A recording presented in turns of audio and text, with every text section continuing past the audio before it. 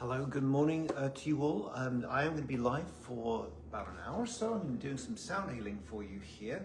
For those of you who are live, I do apologize. I'm a couple of minutes late here. A lot of things going on in the house this morning, and getting ready to do this and so on. Let me just move that aside like that. So I hope you're well. We have the third of a cold. I was going to say January, it's February. We have another third cold weekend. It's in the 20s here, which is unusual for South Virginia. We're at this point where we're playing it nice and safe for a couple of weekends, and now we just want to go out. We want to go and do things, and so we shall. So I shall do my best to get to the point succinctly. Let me just do that for you there. So you can see the grid that I've got here, and this is what I'm going to be. What I'm going to be working through, I should say. I don't want to say working on, but working through, because that's what a grid is. And anything that you would use to support your spiritual connection is just that. It's a magnification, and it's an expression of you. It's a direction of you.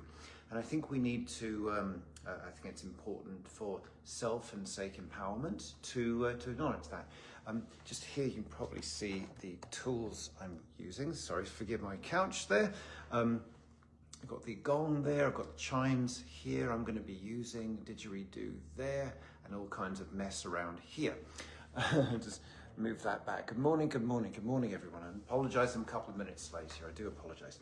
So I was just briefly sharing about the tools that we use and techniques, and it's important to remember the sequence that goes in. It is Creator that works through us. We are the human spiritual focusing of that. And then we and it works through the tools, right? Not in that order. And it can be very tempting. It can be very tempting sometimes to put power in the place of the tools, but it is not.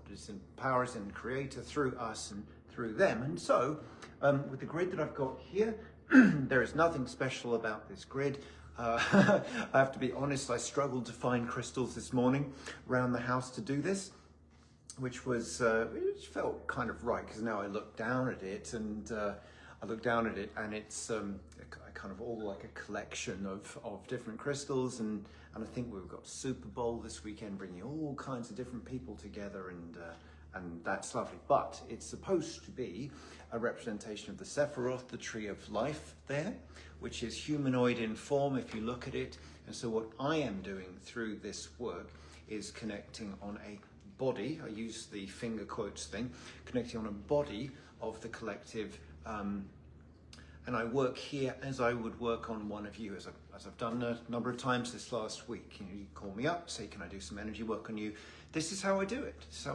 I work on your etheric body in front of me, and it sort of not speaks to me, but communicates with me, because it's not a language. It's a communication. It's communion, and I work on the body as I see it, and it shows itself to me. And so here, working on a body of the collective, which I get in the figure of around about 10,000 people, 10,000 to 100,000 people, and me and we and this working through and them.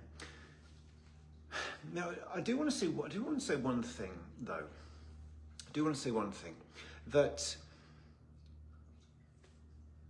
find my words. Some words are very pointed, and I want to be careful of how I say this.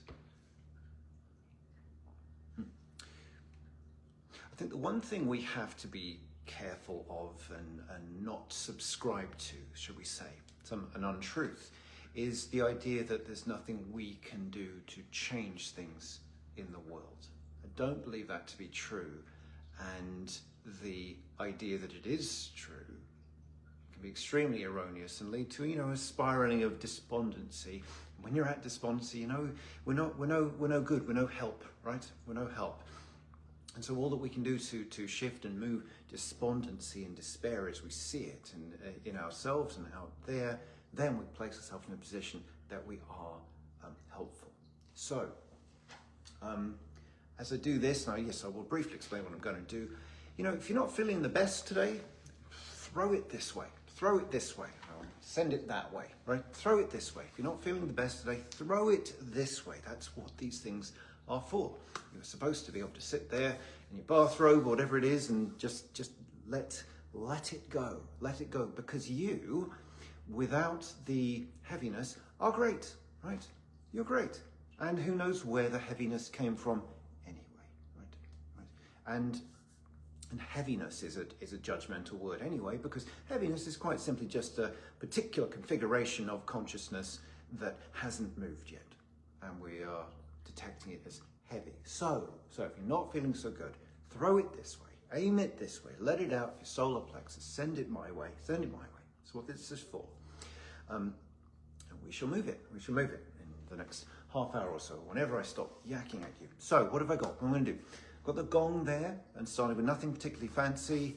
I'm going to just be breaking up, because you know we get very fixed in our ideas and what our sense of how things should be and who we are and all of that. We get very kind of locked in it. So I want to break that. Break that. The didgeridoo we're going to be taking most of our time with today, and like I say, I analogize it like a body, and I just get taken around the body to where I'm supposed to be, and then I'm moved on, right? I moved on around it. It's just how the consciousness communicates to me. That's what it is. So most of what I do is going to be with the didgeridoo there. I'll use the tuning forks. The tuning forks is to balance, because if you want to change, if you want to make a shift, change, it's one thing to dismantle what had been there, but then you need to find a new normal. You need to find a new kind of platform to go upwards from, right? Otherwise, you revert to what you know. You revert to what is familiar. Very, very normal, very human. I will be using the bowl after that, which is on my messy sofa, which I don't want to show you right now. And that's part of tuning towards what is possible. I have the flute, I have the chimes as well. I don't think I said before, my reason for using the chimes is not because they're pretty chimes, it's because they are an extremely good tool. I've got to give it the props there. Extremely good tool for creating stabilization, harmonization. I do believe it to be true that our DNA receptors, of course, which we're covered in, have them all over, they respond to what we present to them. And so if you present harmony to them, they will respond in kind from the inner outer with harmony. If you surround yourself in stress and conflict and disorientation and so on, it will respond with stress and disorientation. And so we can be deliberate with that. We can be deliberate with that and introduce harmony deliberately to affect and activate and stimulate harmony from the inside out. All right, that's quite enough talking from me. Jeez, dear me, God. So let's get to work then. It's very deliberate that there is very little you need to do, very little you should do. Sit down, lay down, whatever is your preference. All right, I'm going to begin with a brief prayer. Just know that if you need to adjust the sound to your level of comfort, you of course can do that. Take a breath with me, please.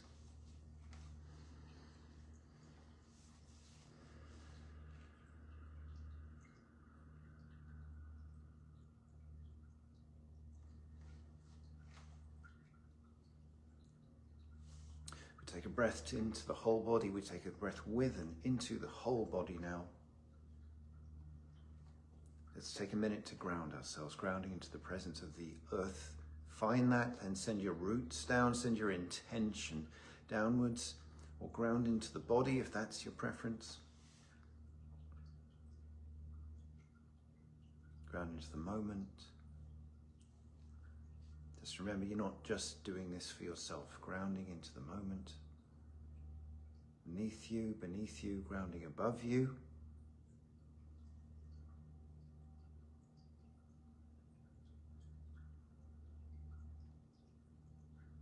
Just bringing a bubble of light around you as well, which of course is a beautiful, coherent grid of its own,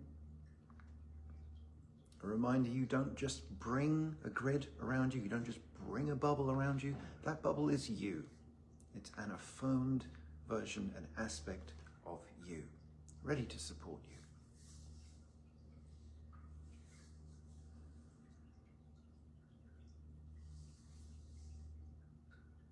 We welcome our higher self here present, the loving angels that work through sound, the loving angels that work through each one of us. Work in the very highest good that we can do for others. May love, beauty, support, joy, solutions, understanding be affected from the work we do here today. With love and gratitude and service, we say thank you, thank you, thank you, thank you. Amen. Amen. Take a breath. Let's close your eyes. Here we go.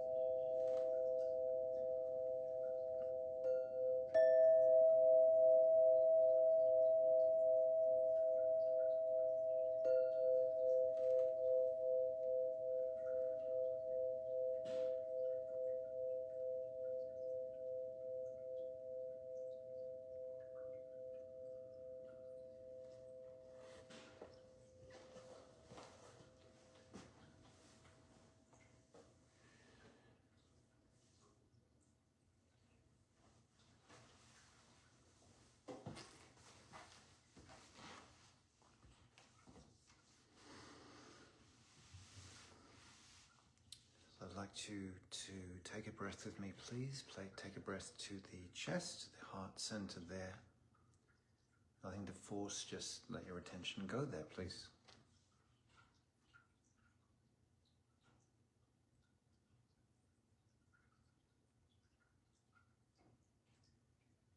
A gentle reminder that with true giving and receiving, there is no difference and no separation between the two.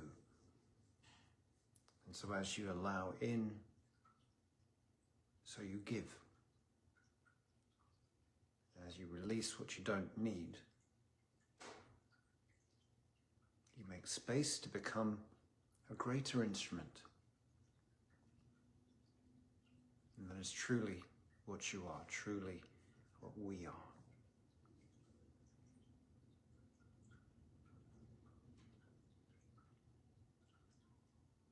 You have the physical body, you have the energy field, and they are both you. All of that is you. Breathe, you feel the physical body move, of course. Also, perhaps you feel the energy field move as well.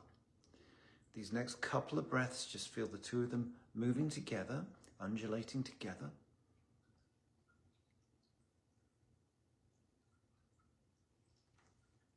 The greater the relationship you have with your energy field,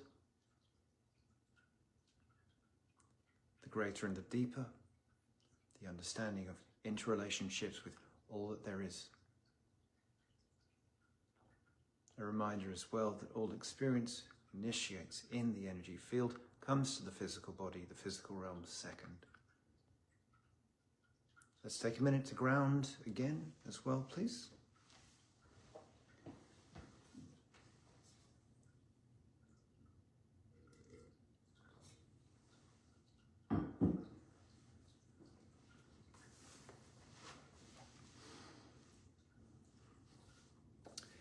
So thank you ever so much for taking this time with me. Yes, I went on a little longer than usual. There's a lot to move today, and so it is, right? It's a lot to move today, and we're all doing it together. I hope you can understand that. I hope you can find you in what I'm saying there.